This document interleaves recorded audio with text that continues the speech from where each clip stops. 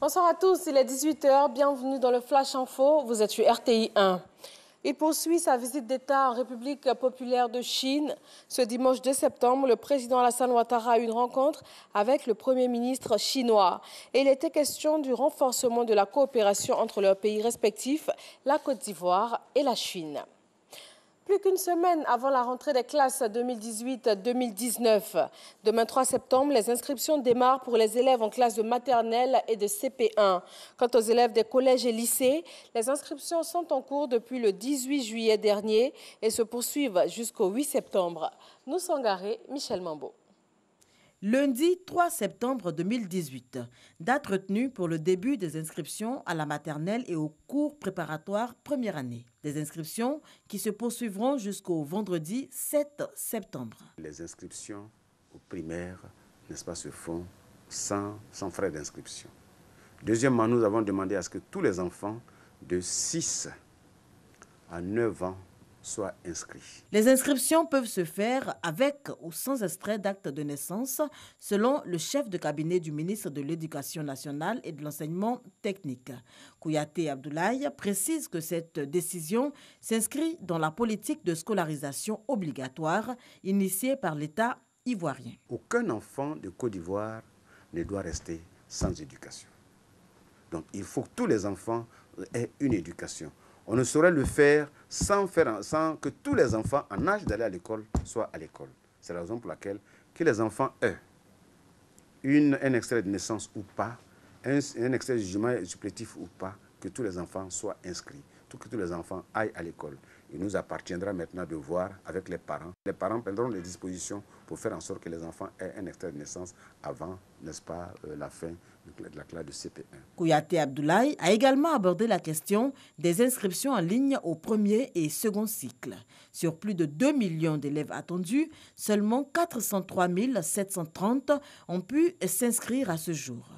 Les retardataires ont jusqu'au 8 septembre, date butoir, pour se mettre à jour. Nous incitons, n'est-ce pas, les élèves et les parents à s'inscrire le plus rapidement possible, en tout état de cause. À partir du 8 septembre, nous allons arrêter les inscriptions en ligne. On a commencé les inscriptions assez tôt pour que tout se fasse avant la rentrée, de telle sorte qu'il y a des travaux à exécuter, n'est-ce pas, avant la rentrée, à savoir les listes des classes, les préparations, n'est-ce pas, des emplois du temps. Et tout ce travail administratif doit se faire pour que la rentrée se fasse. Si cela ne se fait pas, il est évident que cela va jouer sur le début effectif des cours, mais également sur le quantum horaire. La rentrée scolaire 2018-2019 est prévue pour ce 10 septembre.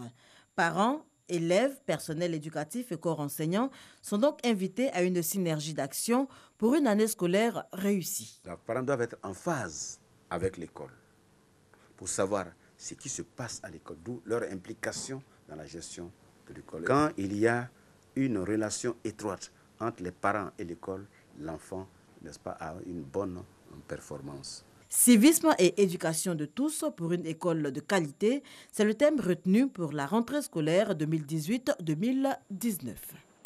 En sport, la Côte d'Ivoire affronte le Rwanda le 9 septembre prochain pour la deuxième journée éliminatoire de la Coupe d'Afrique des Nations CAN 2019. Le sélectionneur des éléphants de Côte d'Ivoire a dévoilé la liste des 23 joueurs appelés pour cette rencontre. Au moins 6 morts et une quinzaine de blessés dans un attentat à Mogadiscio en Somalie ce dimanche.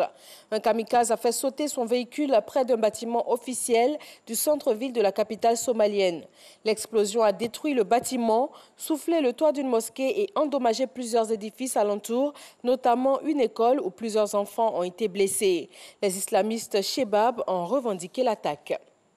300 millions de dollars, soit plus de 160 000 milliards de nos francs d'aide promis au Pakistan, risquent d'être réaffectés pour d'autres priorités urgentes selon le Pentagone. Washington accuse Islamabad de ne pas soutenir la stratégie américaine dans la lutte contre les groupes insurgés dans la région et face aussi à la menace de groupes islamistes radicaux.